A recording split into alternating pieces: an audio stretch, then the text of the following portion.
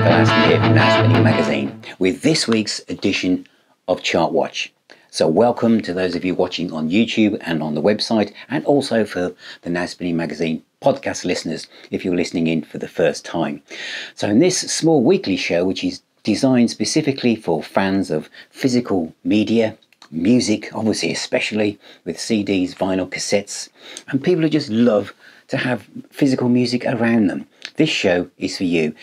And it's a bit kind of a fluid on how it's put together. Basically, I look at what's number one, sometimes number two in the UK album charts, and look at the breakdown between physical releases to see how things are going between CDs and vinyl, of which I support both. I am a multi-format man, as I said last week. And then look at some new releases and some music business news if I've got any I'd like to talk about from my own personal perspective, and basically things that I'm going to be covering on the website and the channel and future podcasts in the next couple of weeks. So let's first of all look at week 06 in the UK album charts, and number one is Shania Twain with The Queen of Me, replacing Sam Smith, who was last week's number one, who's now dropped down to number 13. Now, I mentioned last week, because Music Week had put out one of their kind of like almost clickbaity kind of articles saying that the vinyl was doing again stupendously well, and every new release, every number one album had been driven by vinyl sales. Well, last week's number one, as I said, was Sam Smith, and there were more CD sales for Sam's music than there was for vinyl. And this week for Shania Twain, it's the same. So let's have a look at the breakdown. She sold 17,976 units to get herself to number one, of which physical sales were 15,850. So downloads were only 1,379, streams 747. So Shania's fans are very much people that want to actually have a physical release in their hands. So how is that actually broken down? Well, actually, out of those 15,850 physical sales, 12,022 were CD, 2,933 were vinyl. So that's three. Let's call that 3,000 vinyl albums, and it's 12,000 CDs.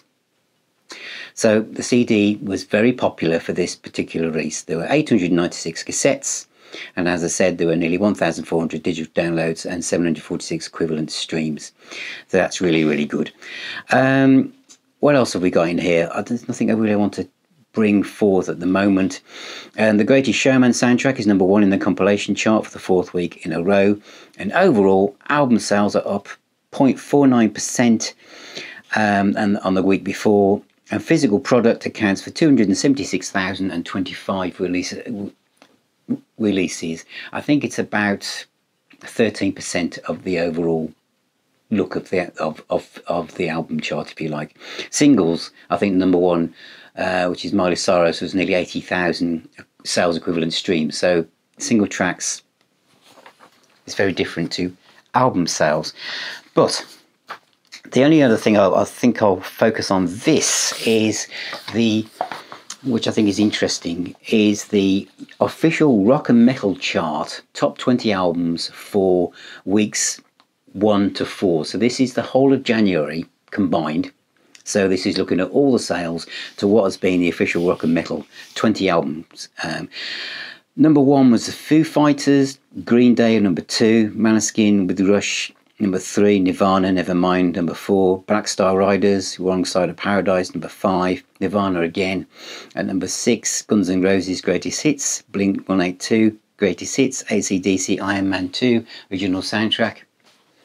I don't think there's been a month where that album has not been in the rock and metal charts. Quite remarkable, really.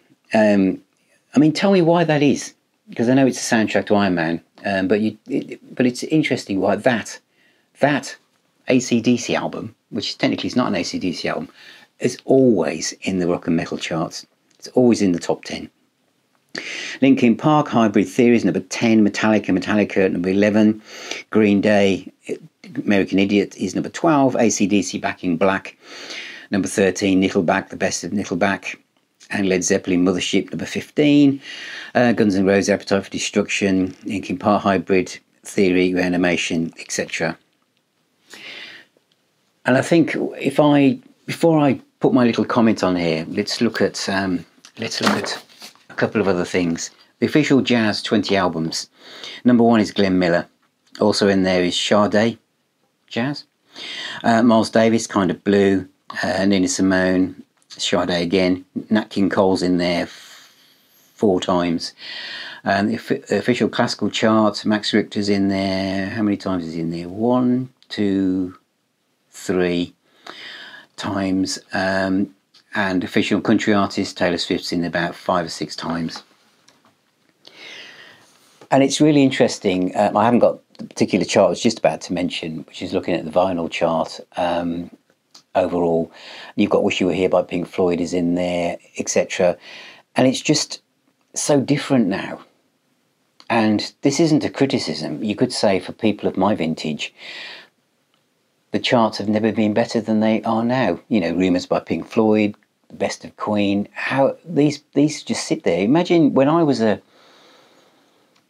teenager, it'd be like having music before the Second World War, sitting in amongst Black Sabbath or something, and Deep Purple, wouldn't it? Or Slade or T-Rex. It just wouldn't happen. Everything was there that was relevant to the time you were in. Really, apart from, you know, a bit of Engelbert Humperdinck and stuff and Best of the Rolling Stones. But basically, it was whatever was out that was relevant was in the charts. But now, everything, as I said last week, is there. I just read this morning on LinkedIn someone saying that, you know, catalogue, we need to get rid of that phrase catalogue as in older music, because all music is relevant, all music is brand new, because everyone can discover it on streaming. So these are very much interesting times. But I do sometimes feel for the younger musician and band, how they break through and past all these legacy acts. And I know that channels like mine have heavily got almost 2 feet in the world of you know, retrospective releases, and some of the stuff I'm going to be reviewing has been out or several times before.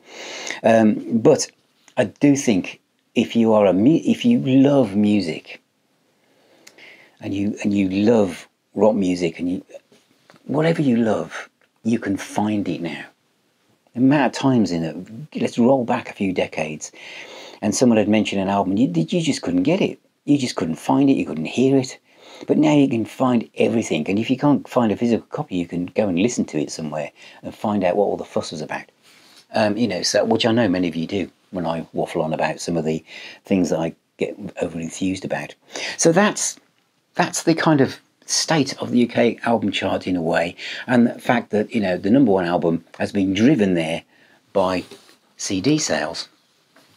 Now, what have I got coming up? The main new release that I wanted to talk about, and this is a rock band, and it's Revolution Saints, and their album Eagle Flight comes out on the 21st of April. It's the first one to feature Joel Hoxjaw, is it, on new guitarist? Sorry, Joel, if I've pronounced your name wrong, I probably have. But I played the on the YouTube the new singles being released. And I thought it was absolutely fantastic. Revolution Saints, absolutely top notch, melodic AOR rock music, absolutely fantastic. In other news, apparently Roger Waters has re-recorded Dark Side of the Moon to prove that it was all him. I've got nothing against Rog. I saw him do The Wall a few years ago. I was there in London when Dave Gilmour appeared on top of the wall to play the solo to Comfortably Numb. He's done some fantastic solo albums as Roger Waters, but he just seems to be losing the plot a bit, and this in conjunction with the proposed £250 50th anniversary box set for Dark Side of the Moon. I just feel that Dark Side of the Moon is being kicked around a bit, really, for such an iconic album. Anyway, other things that I'm going to be looking at. I'm a bit behind on this, actually. For fans of early prog, Jade Warrior, I'm going to be reviewing that. I'm still listening to it, so I haven't formed an objective opinion yet. I've just interviewed Sam Brown about her album number 8. It's a fantastic interview and a great story from Sam. And I'm going to go into total detail about this. Barclay James Harvest, once again, this is why the CD box set wins and why the CD is having a resurgence thanks to reissue labels like Esoteric and Cherry Red. This, for a single album, it's less than £30 when it comes out. 4 discs, one of them's a Blu-ray, absolutely massive booklet. Actually attention to detail. I think when it arrived, I thought, wow. So I'm going to go into a lot of detail when I review that. It really is fantastic. I've also got Ken Hensley, Past Present Songs of the Time, which is a 6 CD box set. I'm going to go through that. I love Ken Hensley's work, I really, really do. In the vinyl front, I've still got to review the new Riverside album, You're a Heap, which I showed you last week. And I've also got, from the past, I've got Feline from the Stranglers to review. The Ruts, new vinyl release of The Crack, that's really good.